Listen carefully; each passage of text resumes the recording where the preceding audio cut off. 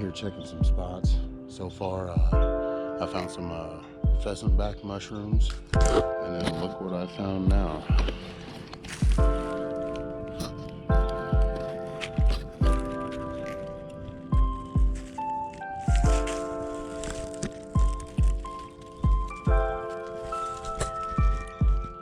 Then there's at least one back there so far. Yeah, it's go time for yellows. I've picked some grays so far, but what excites me the most is big yellow. So let's see what we get. These are the pheasant backs that I've gotten so far.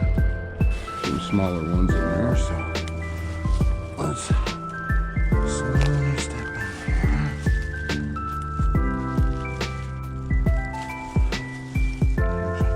Look at that, guys.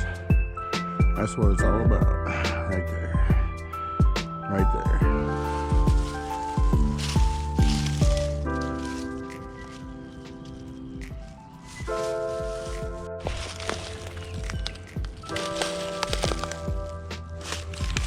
All right. Here's what we got, a half free Morel, or what they call a peckerhead. Ooh, there's a good one right there. And there's another one. We just found another half free.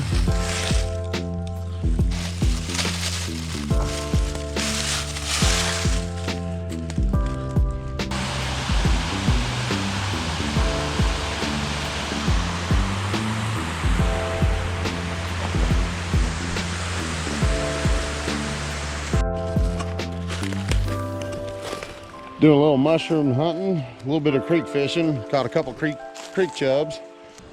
Do a little bit of creek fishing with buddy Kevin over there. He just caught a bluegill or sunfish, and I caught a creek chub. And look at all those horns all over his head. I've never seen one with a bunch of horns like that. I've caught plenty of creek chubs.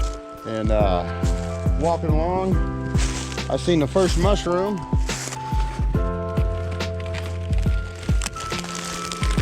Yeah, that's what I'm talking about. Where's your friends at, buddy? I know there's more. So we stopped, started looking around, and buddy Kevin just found another one. He says it's a pretty decent one, so you know, creep over that way. Oh yeah, sweet. Was he under the leaves or just hanging out, huh? And the other one we found, what, right there? Yeah.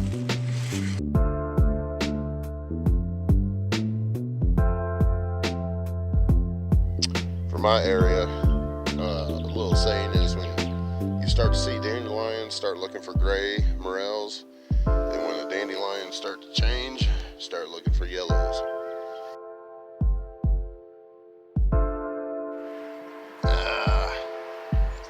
This guy doesn't look so good, so I'm just gonna leave him there to spore out.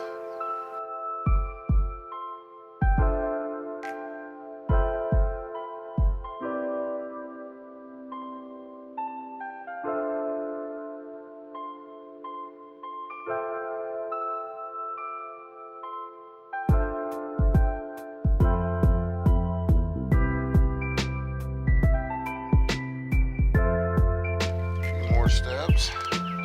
There's a itsy bitsy tiny one right there. I was not expecting the turtle to be burrowed in a little hole.